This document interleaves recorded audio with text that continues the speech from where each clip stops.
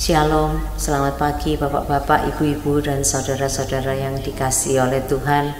Kembali pada pagi hari ini, pada hari Jumat Agung ini, kita memperingati hari kematian Tuhan. Tuhan sudah memberikan nyawanya ganti kita. Tuhan lakukan semuanya itu karena Dia mengasihi kita, semua orang yang berdosa, sehingga kita yang percaya kepada Tuhan boleh diselamatkan dari hukuman yang kekal dan mendapatkan kehidupan yang kekal. Mari kita berdoa. Bapa kami yang ada dalam surga, kami bersyukur untuk kasih-Mu, bersyukur buat pengorbanan-Mu Tuhan Yesus. Engkau sudah melakukan semuanya ini sebagai karya yang terbesar dalam kehidupan kami. Engkau sungguh adalah harta kami yang kami miliki dan kami hargai Tuhan. Dan kami sungguh mengagumi Engkau. Terima kasih Tuhanku. Haleluya. Kasih yang terindah, hati yang mulia, hanya ku temukan di dalam-Mu, Yesusku. Pujian dari hatiku selalu di setiap waktuku, tiada pernah berubah.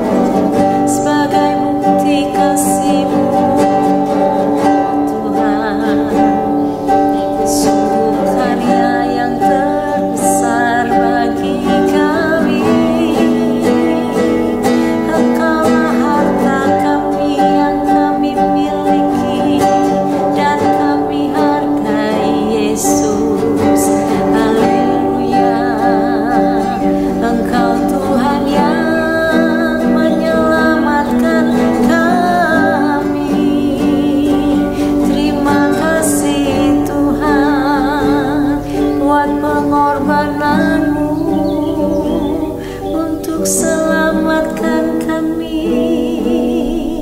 Haleluya.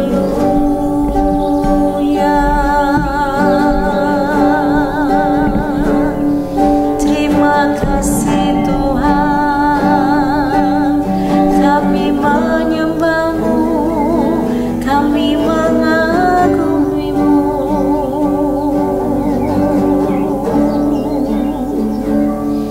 Terima kasih Tuhan, bukan dengan barang fana, bukan dengan emas dan perak, melainkan dengan darah yang mahal, yang tiada noda dan celah. Engkau mengampuni kami, Engkau membayar dosa-dosa kami, Engkau menebus kehidupan kami Tuhan. Dan kami mau menyerahkan hidup kami di atas mezbah-Mu Tuhan, sebagai persembahan, dan jadilah seperti yang Kau ingini. Haleluya Yesus. Bukan dengan barang fana Kau membayar dosaku, dengan darah yang mahal, tiada noda dan celah. Bukan dengan emas perak Kau menebus diriku, oleh segenap kasih dan pengorbananmu, ku telah mati dan tinggalkan cara hidupku yang lama. Semuanya sia-sia dan tak berarti lagi. Hidup ini ku letakkan pada mezbah-Mu ya Tuhan. Jadilah padaku seperti yang Kau ingini.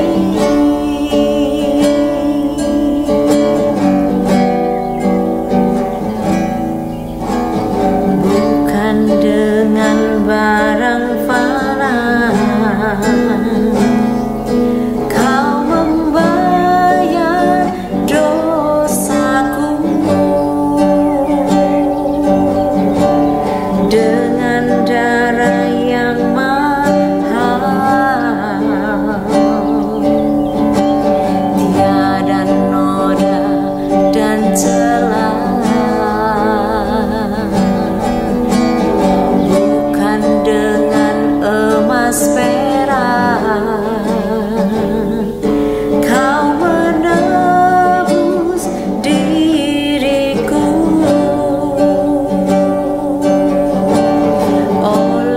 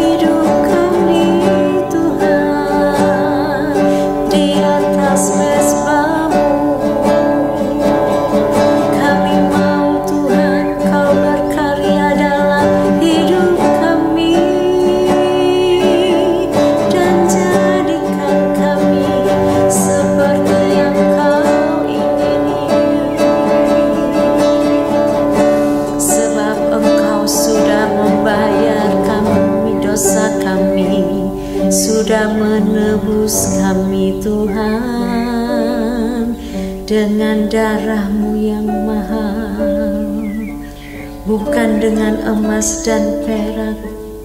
Haleluya, haleluya.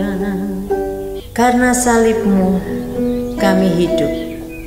Karena salib-Mu Tuhan kami menang. Hanya Engkau yang sanggup melakukan mujizat-Mu dalam kehidupan kami. Hanya Kau Tuhan di hidupku. Kau berikan hidup yang baru.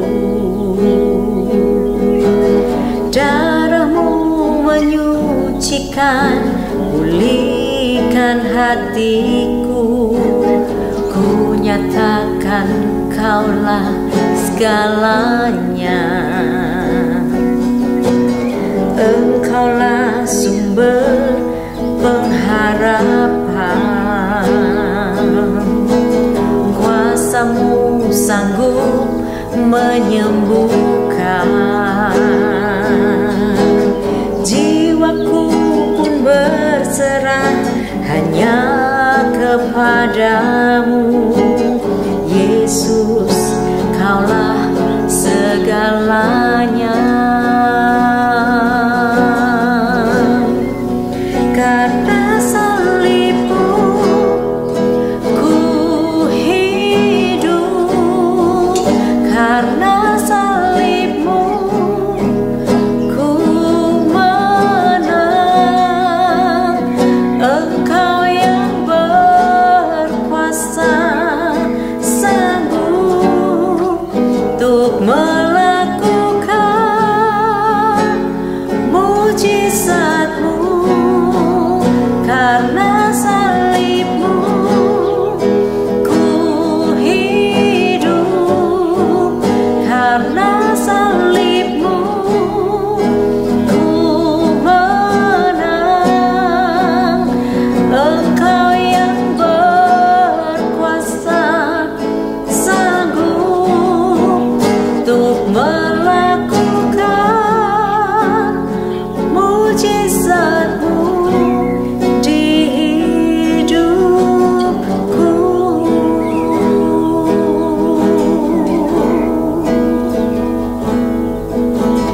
Hanya Kau Tuhan di hidupku.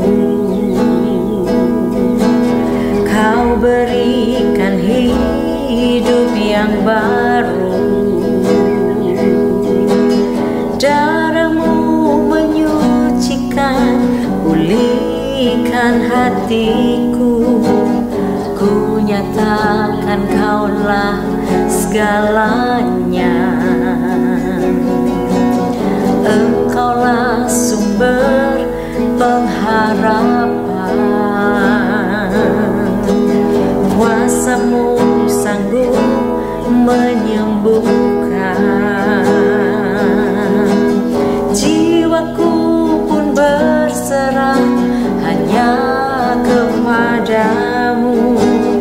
Yesus, Kaulah segalanya. Karena salib-Mu ku hidup. Karena salib-Mu ku menang. Engkau yang berkuasa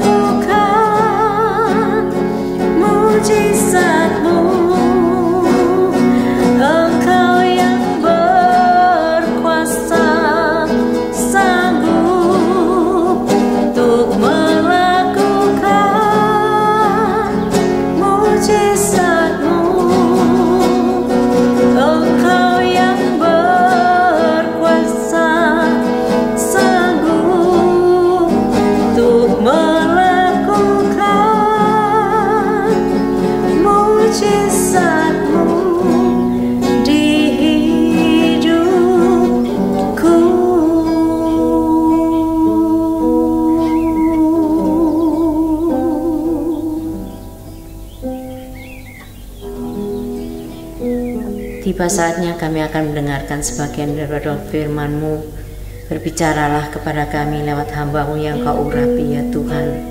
Dan tolonglah kami, mampukan kami, bukan hanya pendengar saja, tetapi juga menjadi pelaku firman-Mu. Dalam nama Yesus kami sudah berdoa. Amin. Shalom, selamat pagi Bapak Ibu terkasih dalam Tuhan Yesus. Firman Tuhan pagi ini terambil dari 1 Korintus 10 ayat 1 sampai 13. Dengan saya berikan judul tema yaitu belajar dari kesalahan masa lalu. Dale Turner mengatakan beberapa pelajaran terbaik yang pernah kita pelajari diambil dari kesalahan masa lalu. Kesalahan masa lalu adalah kebijaksanaan dan memberikan kesuksesan atau keberhasilan di masa depan. Jujur pada dasarnya manusia itu sulit atau cenderung tidak mau belajar tentang kesalahan di masa lalu, baik itu kesalahan diri sendiri maupun kesalahan orang lain. Di sini Rasul Paulus mengajak atau menasihati jemaat di Korintus agar mau belajar tentang pelajaran yang terbaik atau sangat berharga dari kesalahan yang pernah dilakukan oleh nenek moyang mereka, yaitu bangsa Israel di masa lalu. Rasul Paulus membuka percakapannya dengan mengungkapkan keinginan atau isi hatinya sebagai berikut. Dalam ayat yang pertama, "Aku mau supaya kamu mengetahui saudara-saudara bahwa nenek moyang kita semua berada di bawah perlindungan awan dan bahwa mereka semua telah melintasi laut."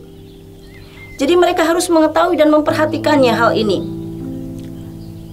Mereka harus mengetahui dan memperhatikan sejarah tentang nenek moyang mereka yang mengandung pelajaran dan peringatan yang sangat penting. Nenek moyang bangsa Israel telah diberikan hak-hak yang istimewa oleh Allah, yaitu pada saat mereka dibebaskan dari perbudakan Mesir. Nenek moyang mereka yakni leluhur orang Yahudi ini semua berada di bawah perlindungan awan dan bahwa mereka semua telah melintasi laut. Mereka semua berada di bawah perlindungan dan pimpinan ilahi. Awan di sini dikatakan seperti tudung yang luas yang dapat melindungi mereka dari teriknya matahari yang membakar mereka di atas padang pasir, dan juga untuk menyembunyikan mereka dari kejaran musuh. Mazmur 105 ayat 39 dikatakan, "Dibentangkannya awan menjadi tudung dan api untuk menerangi malam." Jadi ada kalanya awan itu mengerucut menjadi tiang api yang bersinar untuk menerangi jalan mereka pada waktu malam hari. Kemudian yang kedua, mereka dipimpin oleh Tuhan dengan cara yang ajaib saat menyeberangi Laut Merah. Sedangkan orang-orang Mesir yang mengejar mereka mati tenggelam di dalam Laut Merah tersebut.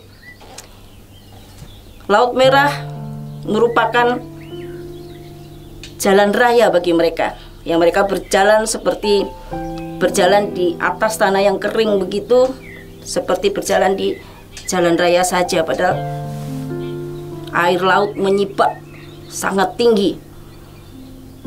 Dan yang terjadi kepada orang-orang Mesir yang mengejar mereka, Laut Merah bagi mereka adalah kuburan massal. Kuburan massal bagi orang Mesir. Nah, ini merupakan perlambang dari penebusan yang dilakukan oleh Yesus Kristus Tuhan kita, yang menyelamatkan kita, menebus dosa-dosa kita dengan cara menaklukkan dan menghancurkan musuhnya dan musuh kita. Kita melihat bahwa orang-orang Israel itu ada di dalam hati Tuhan. Mereka merupakan umat pilihan Allah, sangat dikasihi, sangat disayangi dan dicintai oleh Allah. Hingga Tuhan melakukan mukjizat yang begitu besar, membebaskan mereka dari perbudakan di Mesir, menyelamatkan mereka. Bahkan Tuhan juga memimpin serta melindungi mereka. Dan ayat yang kedua, untuk menjadi pengikut Musa, mereka semua telah dibaptis dalam awan dan dalam laut.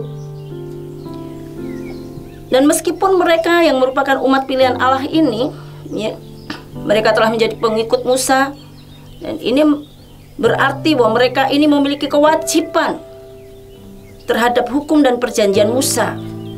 Dan ini juga sekaligus merupakan lambang baptisan.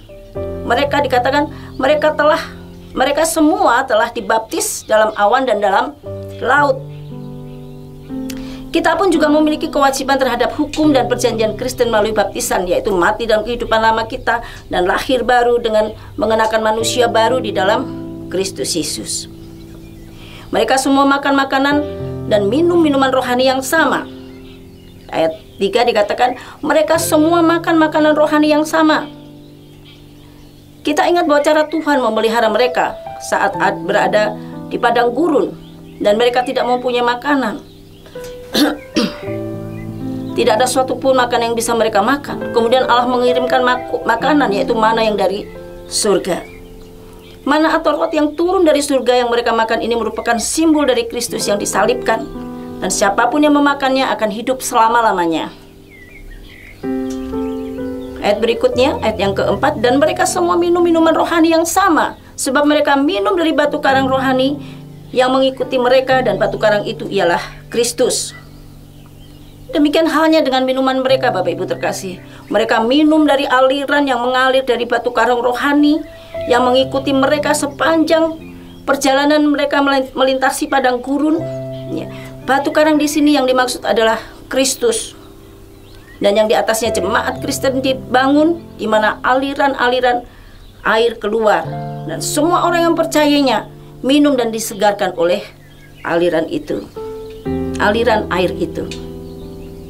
Jadi baik makanan yang mereka makan, yaitu mana yang dari surga, maupun minuman yang mereka minum dari batu karang rohani, semua penyediaannya secara rohani, dan semua ini merupakan hal-hal yang rohani, Bapak Ibu terkasih. Dan semua ini adalah merupakan hak-hak yang sangat istimewa yang Allah berikan kepada mereka. Mungkin mereka berpikir, atau kebanyakan orang berpikir, bahwa baik penyediaan makanan dan minuman secara rohani maupun penyertaan dan perlindungan rohani ini merupakan perkenanan Allah kepada mereka, dan itu yang akan membawa keselamatan bagi mereka. Ternyata sama sekali tidak. Tidak demikian yang terjadi. Justru yang terjadi adalah kebalikannya. Allah sungguh tidak berkenan kepada mereka semua, dan akhirnya mereka semua mati di padang gurun. Ya, yang angkatan-angkatan tua ini yang sudah berumur tua, mereka tidak taat dan tidak setia kepada Tuhan, kecuali 2 orang, yaitu Yosua dan Kaleb, dan yang berumur kurang dari 20 tahun.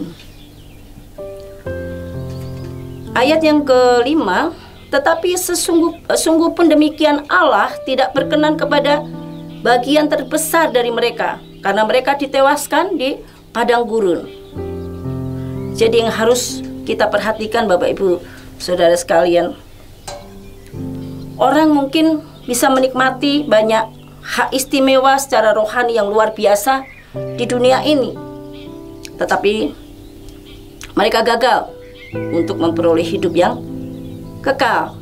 Ya, kita tidak menganut sekali selamat tetap selamanya selamat, tidak.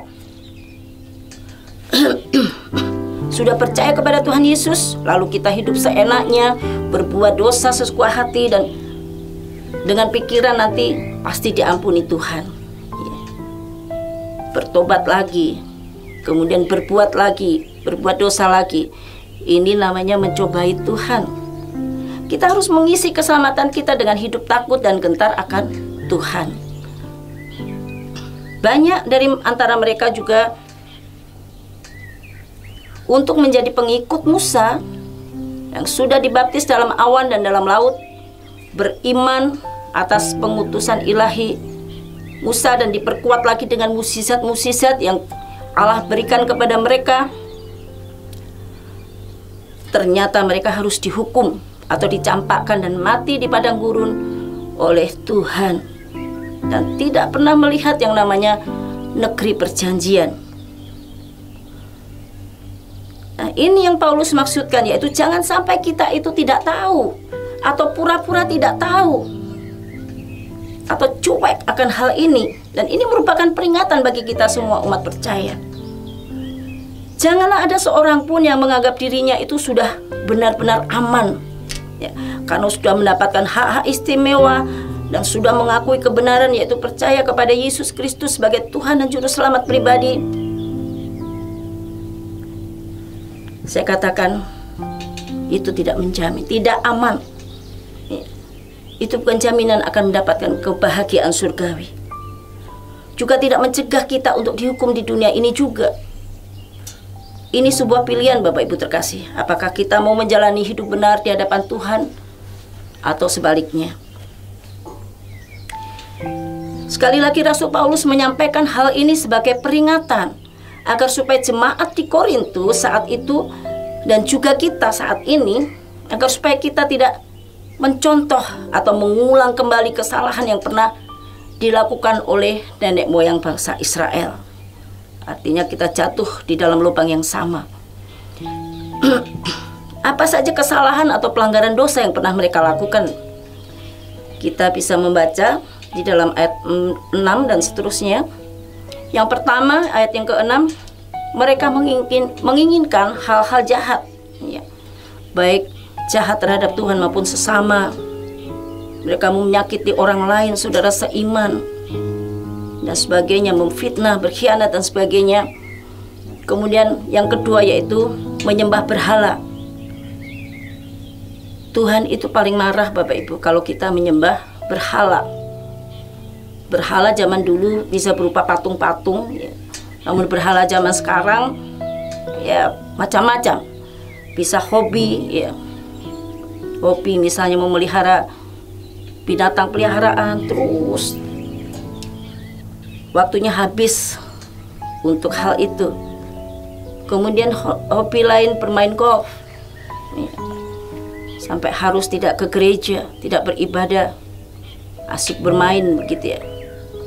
Atau mungkin kita tidak menyembah HP begitu ya. Tapi kalau kita pegang HP, ya, kecuali ya baca firman Tuhan, mendengarkan firman Tuhan, ya. Kita sibuk chatting, itu lebih lama dibandingkan waktu bersama Tuhan. Nah, hati-hati Bapak. Coba kita perhatikan berapa lama kita memegang HP, dan itu untuk hal-hal yang di luar waktu bersama Tuhan, ya.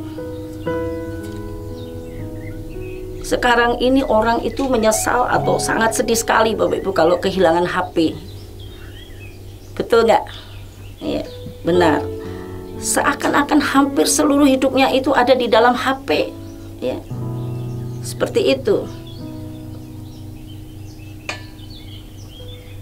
Kemudian yang ketiga, ya, yang Rasul Paulus peringatkan, yang dosa yang sudah dibuat oleh nenek moyang bangsa Israel, yaitu berbuat cabul. Ayat yang ke-8 itu sudah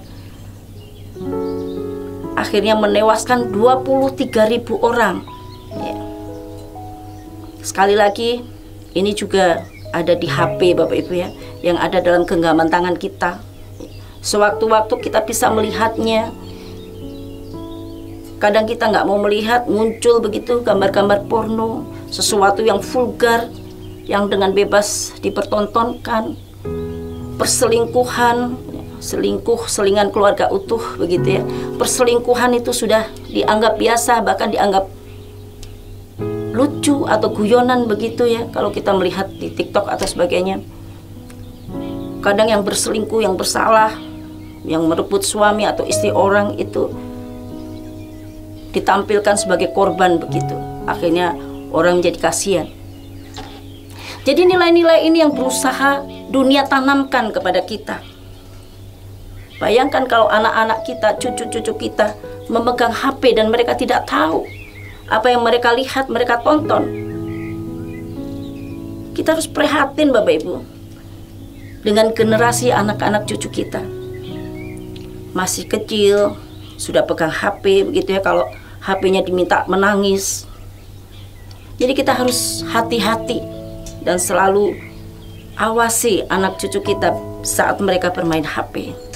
Jadi bukan HP yang mengontrol kita, tetapi kita yang harus mengontrol HP kita.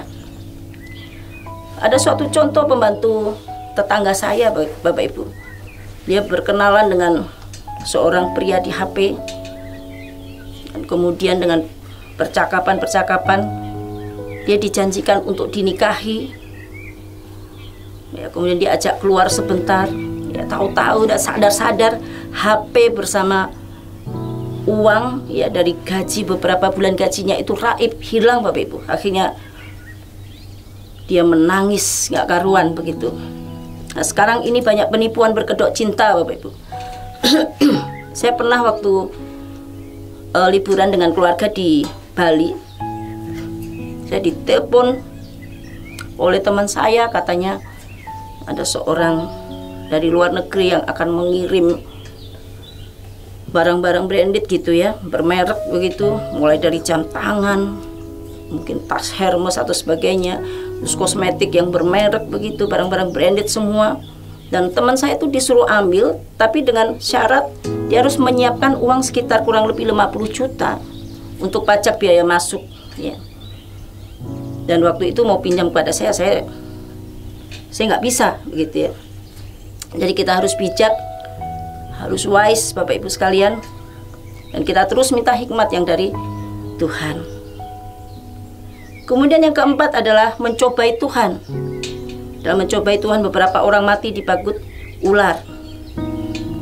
Saat orang-orang Israel melakukan perjalanan di padang gurun, mereka sering melupakan Tuhan dan mengeluh.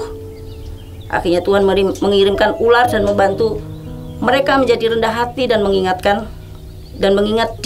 Allah. Dan ular-ular itu menggigit orang-orang, dan banyak dari orang-orang itu yang akhirnya mati. Nah, mereka memohon kepada Musa, lalu mereka bertobat. Kemudian mereka minta Musa berdoa supaya Tuhan membuat ular-ular itu pergi. Tuhan tidak menyingkirkan ular-ular itu, tapi Dia membuat jalan bagi orang-orang itu untuk diselamatkan bila mereka digigit. Kemudian Tuhan menyuruh Musa untuk membuat ular dari tembaga dan memasangnya pada sebuah tiang. Dan pada waktu orang-orang itu digigit dan memandang kepada ular tembaga itu, Tuhan menyelamatkan mereka. Tuhan membantu orang-orang Israel untuk menjadi rendah hati dan mempercayai Tuhan. Kemudian doa selanjutnya itu bersungut-sungut. Beberapa orang dibinasakan oleh malaikat maut. Nah, sekali lagi di dalam ayat 11 ditegaskan oleh Rasul Paulus bahwa yang telah menimpa mereka itu merupakan contoh dan dituliskan untuk menjadi peringatan bagi kita semua yang hidup pada waktu di zaman akhir yang telah tiba ini. Yang dimaksud adalah juga pada masa atau zaman sekarang ini. Kemudian ayat yang ke-13, pencobaan-pencobaan yang kamu alami ialah, saya ulang dari 12 ya. Sebab itu siapa yang menyangka bahwa ia teguh berdiri, hati-hatilah supaya ia jangan jatuh. Ayat yang ke-13, pencobaan-pencobaan yang kamu alami ialah pencobaan biasa yang tidak melebihi kekuatan manusia. Sebab Allah setia, dan karena itu Ia tidak akan membiarkan kamu dicobai melampaui kekuatanmu. Dan pada waktu kamu dicobai, Ia akan memberikan kepadamu jalan keluar sehingga kamu dapat menanggungnya. Jadi pencobaan itu adalah ujian atau cobaan yang dihadapi oleh setiap orang, termasuk kita orang percaya. Pencobaan ini bisa berupa berbagai situasi atau godaan yang menguji iman, kesabaran dan ketaatan seseorang kepada Tuhan. Saya selalu ingat apa kata Opaca pada waktu itu ya. Kalau pencobaan itu mengenakkan daging kita, tapi kalau ujian itu tidak mengenakkan daging kita.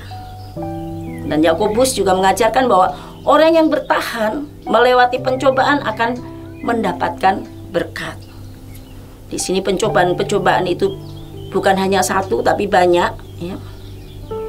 Namun Tuhan mengatakan itu adalah pencobaan yang biasa, kita nggak usah kaget, dan tidak melebihi kekuatan kita manusia.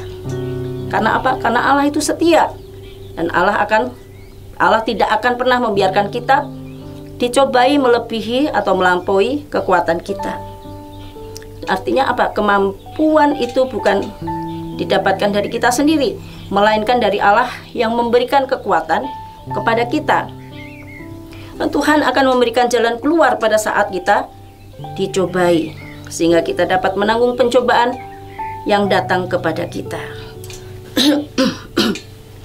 Jadi kita tidak boleh menyerah atau dengan malah kita berbuat dosa. Kita harus tetap setia dan taat, Bapak Ibu terkasih, kepada Allah di dalam berbagai situasi dan keadaan yang kita hadapi. Kita harus tetap setia kepada Tuhan.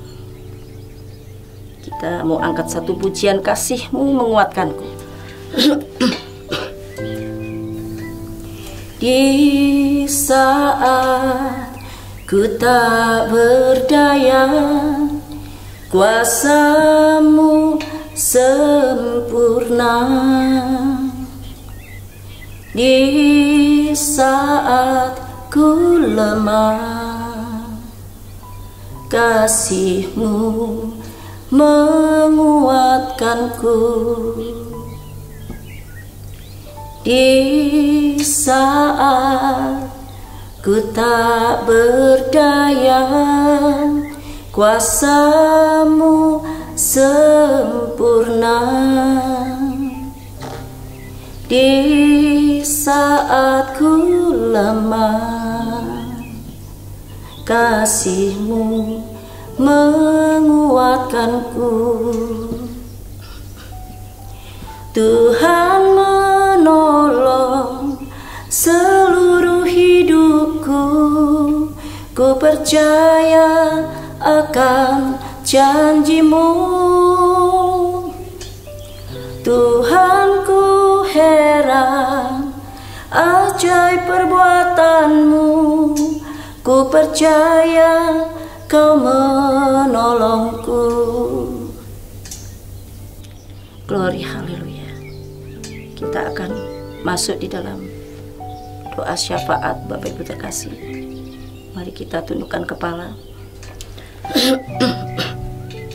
Bapa, kami sungguh bersyukur bila pagi ini kami sudah mendengarkan firman Tuhan, dan kami boleh belajar tentang sejarah nenek moyang bangsa Israel, yang mana mereka telah gagal untuk taat dan setia kepada Tuhan, dan mereka juga akhirnya gagal memasuki tanah perjanjian. Ajar kami untuk terus taat dan setia, Tuhan, kepada Engkau di dalam berbagai situasi atau keadaan yang kami hadapi. Kami tetap taat dan setia kepada Engkau. Meskipun banyak pencobaan-pencobaan yang datang, biar Tuhan terus senantiasa memberikan kekuatan kepada kami, sehingga kami sanggup menanggungnya. Dan itu bukan karena kekuatan kami sendiri, melainkan kekuatan yang Tuhan berikan kepada kami. Terima kasih Bapa. Ajar kami untuk senantiasa hidup kudus di hadapan Tuhan. Dan kami yakin dan percaya bahwa Tuhan memiliki rencana yang indah di dalam kehidupan kami. Tuhan akan menolong menguatkan kami agar senantiasa berjalan di jalan Tuhan dan melewati segala kemustahilan dalam hidup kami, sehingga kami memperoleh kemenangan demi kemenangan atas pencobaan yang kami hadapi, karena Tuhan menolong kami. Kini saatnya kami berdoa untuk bangsa dan negara kami, ya Bapa. Bangsa dan negara kami Indonesia yang tercinta ini, tanah air kami, tanah tumpah darah kami. Kiranya Tuhan memberikan kesuburan kepada tanah negeri kami, sehingga memberikan kemakmuran dan kesejahteraan kepada seluruh rakyat Indonesia. Tuhan kiranya menjauhkan negeri kami dari segala bencana alam yang sering terjadi di bumi ini. Bencana banjir terjadi di mana-mana, ya Tuhan. Tanah longsor. Oh Tuhan, menolong kami. Bagi setiap korban yang mengalami bencana ini, Tuhan kiranya menguatkan, menolong, memberikan jalan keluar kepada mereka. Kami juga berdoa bagi para pemimpin kami, mulai dari jajaran tertinggi sampai ke bawah, mulai Bapak Presiden, Wakil Presiden, para menteri, sampai kepada para pemimpin di daerah tempat tinggal kami, di desa, RT dan RW. Kiranya Tuhan memberikan hikmat, kebijakan, serta roh takut akan Tuhan, sehingga setiap keputusan yang mereka ambil dan mereka tetapkan benar-benar merupakan keputusan yang bermanfaat bagi kemajuan bangsa dan negara, serta menguntungkan bagi seluruh rakyat Indonesia. Tuhan juga melalukan krisis ekonomi yang kemungkinan masih terjadi di negeri kami dan bangsa kami ini, Tuhan. Kami juga berdoa bagi kota Surabaya kami yang tercinta ini. Kiranya Tuhan juga memberikan hikmat kepada para pemimpin kota kami Surabaya, kepada Bapak Wali Kota dan Wakil Wali Kota beserta jajarannya, sehingga keputusan yang diambil bukan keputusan yang hanya menguntungkan satu golongan saja, melainkan untuk kepentingan masyarakat secara umum. Kota di mana kami tinggal, yaitu kota Surabaya ini, kiranya Tuhan memberikan damai sejahtera yang melimpah, karena sejahtera kota kami merupakan sejahtera kami juga. Kami berdoa untuk gereja Tuhan yang ada di Indonesia, khususnya GSCA, Ebenezer dan satelit-satelitnya. Kami berdoa khusus untuk Oma Kayhatu sebagai penasehat. Tuhan terus berikan hikmat, kekuatan, dan kesehatan. Kami juga berdoa bagi Bapak Gembala Sidang kami, Bapak Triyogo beserta keluarga. Tuhan berikan hikmat, kekuatan, dan kesehatan di dalam mengembalakan jemaat GSCA Mengan ini. Tuhan terus berikan urapan sehingga dapat melayani jemaat dengan keseluruhan dengan kasih Kristus.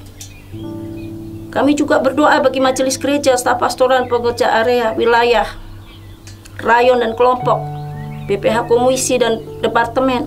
Tuhan berikan hikmat dan urapan, kesatuan hati, sehingga visi dan misi Tuhan akan terlaksana melalui gereja ini. Kiranya kasih Tuhan mengikat satu sama lain, sehingga kasih Allah akan mengalir kepada jemaat yang kami layani. Biarlah mereka tidak melayani dengan kekuatan sendiri, melainkan kekuatan dan petunjuk serta tuntunan dari Allah Roh Kudus. Kami juga berdoa untuk sekolah THB dan Yayasan Ebenezer. Tuhan berkati para pengajar dengan hikmat dan pengetahuan, sehingga mereka bisa mengarahkan anak didik untuk taat dan takut akan Tuhan. Kami juga berdoa untuk ibadah pagi, baik pagi, siang maupun sore pada hari Minggu.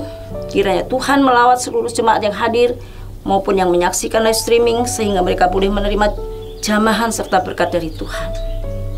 Juga jemaat Tuhan yang hadir dan mengikuti doa pagi ini maupun yang sedang menyaksikan melalui live streaming di YouTube saat ini, Bapak, kiranya Tuhan berkati, dan melalui doa pagi ini firman Tuhan menjadi rema dan dapat menjadi jawaban bagi setiap permasalahan yang sedang mereka hadapi.